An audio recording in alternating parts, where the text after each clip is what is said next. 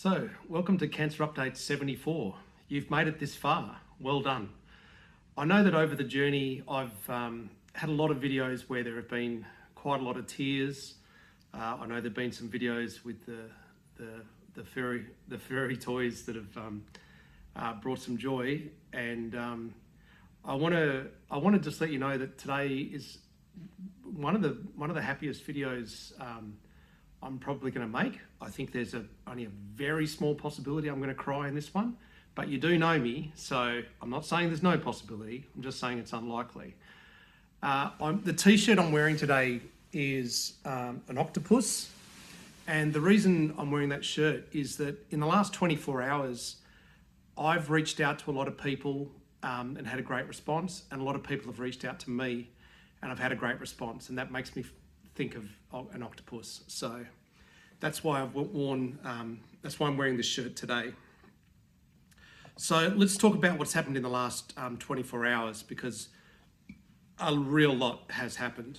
So firstly, as you would have seen in the video, my motorbike Zara was picked up, paid for and transferred. So the new owner is a guy called Damien. He's a lovely guy. I'm really pleased that Zara's new owner, or new boyfriend, I guess, is such a lovely guy. And it was really nice to go through that process of finding a new owner for Zara and myself, because I got to meet the guy. And had I not done that, had I held on to Zara and Zara ended up being part of my estate, then the executor of my will, which is my brother Noel, would have ended up having to sell Zara, and Zara would have just gone to someone. And I'm really pleased that Zara went to that I got to meet, and that was really nice. The other thing that happened yesterday, so firstly, I sold a motorbike. Secondly, I actually sold my car as well, but not quite in the way you think. I sold my car to Caroline, my best ex-girlfriend ever, my current carer, and my best friend. So we did that because obviously it's easier to transfer assets while the person is alive as compared to when they're passed away. So, excuse me, Caroline and I agreed on a fair value, and I transferred the car to Caroline. Caroline has paid me a fair amount of money for the car. The car is now Caroline's.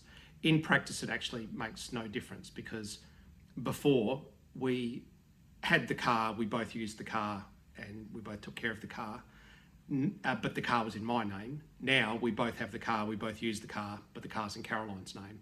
So actually nothing has really changed, except the legal ownership is now put with Caroline, and by all expectations, Caroline is going to outlive me. So that makes a lot of sense. Another thing that happened yesterday was I sold some EEPROM programming gear that I used in some previous videos, and this is equipment that is highly specialised, and it's stuff that had I left it to my estate, it would have been one of those things where they go, "This is weird. What do I do with this? I don't really know what it is or what it does or what have you." It was really lovely that I was able to find someone that has a genuine interest in that stuff. I sold it to a lovely guy from the West Australian town of Chittering. And Chittering is named after the chitty bird that you will have heard me talking about in previous videos. In English, we call it a willy wagtail, but in the Noongar language, they call it the chitty. And the town of Chittering is named after the chitty. So a guy from Chittering bought that gear. He came round, we had a chat for about an hour. We got along really well. He's actually invited both Caroline and I out to his farm in Chittering in case we want to take some footage of the bird life out there, because there are a lot of birds out there, including obviously the chitty. And we may well take him up on that offer. I then got online and I found this thing called Swedish death cleaning, which I hadn't heard of before, and neither had Caroline. But one of the commenters, one of you commented, I'm sorry I forget your name, but one of you commented and said, Paul, it looks like what you're doing is Swedish death cleaning. You don't realise you're doing it, but you actually are doing it. And I looked it up, and it is what I'm doing. And very briefly, what it is to go through your life, or go through all of your possessions, even though you're not dead, and just think, what things am I prepared to let go of now? And what things are easier for me to resolve while I'm alive, rather than have someone try and resolve it after I've passed away. And that is the basis of Swedish death cleaning. And what I did by selling that EE Prom Programmer was effectively Swedish death cleaning. I know what that piece of equipment is, and I found someone that wants it and will use it as it is intended. So I moved that thing out of my life into someone else's life, and I did it obviously while I'm alive, but using my knowledge of how I feel about it and who it needs to go to, rather than just leave it into my estate and whatever that might mean. So that was kind of cool. I had actually intended that this video today would be all about Swedish death cleaning, but so many other things came up that I'm now not going to spend any more time talking about it. Right, so I finished with yesterday. Let's talk about what happened overnight. Overnight, I realised that I was really behind on my unread messages. And I'd been taking pride that initially when my channel was small, I took pride in replying to every single message. And then when that became impossible, I took pride in reading every single message. And it became apparent to me late yesterday that I'd really got behind on reading all of those messages. There were actually messages that were more than a month old that I hadn't read. So from 11 p.m. last night until 5 a.m. this morning, so for 6 hours, I tried to catch up. And I ploughed through about 500 messages, but I didn't make it. There are still a ton of unread messages, and a ton of them are over a month old. So I now need to admit something to you, and that is I've now gone from being able to reply to every message to being able to read every message, and now I must admit I'm now no longer able to even read every message. And that makes me sad that has happened, because I do feel like if you take the time to write to me, that I should at least read it, and in certain cases I should reply.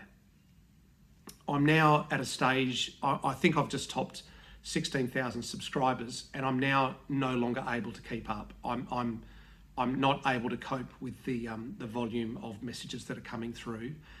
And when I give you my next piece of news, you're going to find out that I really cannot keep up with that volume of messages. There's some of the messages that come through don't need a reply. They're just love hearts, or they're just best wishes, or things like that are very kind, but they don't need a reply. There is one particular type of message that I find almost impossible to go past without replying. And they're messages from people that either are currently going through their own cancer journey, or they're caring for someone that is going through their cancer journey, or they previously went through a cancer journey. When I come across those messages, I find them almost impossible to go past. I feel like I need to reply. I'm now faced with the fact that I now cannot reply. I simply cannot get to those messages. And I found a bunch of them last night, obviously, and it made me sad that I was replying to some of these messages a month after they were sent. So firstly, I need to say I'm not going to be able to reply to those. But secondly, I'd like to say, can you please help me? And the way you can help me is those types of messages, I feel that they deserve a reply. And because I'm not going to have the time to reply to them, if you see them and you feel that you are able to give a meaningful reply to them, could you please do it? Because it's about caring, right? And whether it's me specifically saying I care for your situation, or whether it's you saying that you care for their situation, it is still a human caring for a human. And I think that's perfectly fine, and that's where you can help me. And maybe that's even more powerful, because then it is, if you like, a random person supporting another random person rather than a specific person helping a random person. So if you can help me in that regard, I'd really appreciate it. I definitely can't keep up with the volume of messages I'm getting. And as I've said, some of those messages absolutely deserve to be replied to. They really, really do need a reply. There are a lot of people out there in a lot of pain. They're uncertain for their future. They want to feel like they're loved and cared for. And if you can help them feel that way, then I'd really appreciate it. So thank you very much for that. One other thing I'd like to talk about is, as I said, I was replying to messages from 11 p.m. last night until 5 a.m. this morning. I then got a phone call at 7:30 a.m., which means I slept for 2.5 hours. Now, the weird thing is, I've had breakfast and I actually feel fine. So the weird thing is, if you go back only 3 or 4 days, I was sleeping 12 hours, I think one day there I slept 16 hours. It oddly seems to be that I'm getting the opposite of sleep debt. I've almost got some kind of like a sleep credit, where I didn't sleep very much last night, but I'm actually feeling okay. I don't know whether I'm going to crash this afternoon, but I'd certainly say I'm feeling okay. Now, the really exciting thing is what that phone call at 7:30 this morning was. So what it was St George Hospital in Sydney ringing me, and a very specific doctor, the professor of the peritoneal section of that hospital, ringing me to indicate that he would like to meet me in person next week in Sydney. Maybe I'm going to cry. Oh, here we go. So to meet me in Sydney next Wednesday, the 11th of October, to assess me for the CRS plus HIPEC operation, which is a surgical procedure that could dramatically improve my life expectancy and my quality of life. This is incredibly good news. It is the exact operation and the exact surgical team that I had hoped for, and I feel so blessed and lucky that I got that phone call. And I also want to point out that the reason that I got my name in front of this particular professor, if you remember back ages ago, I applied for the BROMAC trial, and I was found to be not a good candidate for that trial. But what it did do was it made my name and my situation known to these people in this team, and they basically took a real interest in helping me. They took an incredible interest in helping me, to be honest. And we stayed in touch, and I agreed that when I had my second PET scan, that I would recontact them and let them know that I had had the second PET scan, and let them know how my chemo had gone and how my CA19-9 and CEA stats had gone. And I did stay in contact, and that particular team have come through, and they're willing to see me next Wednesday the 11th in Sydney at St George Hospital.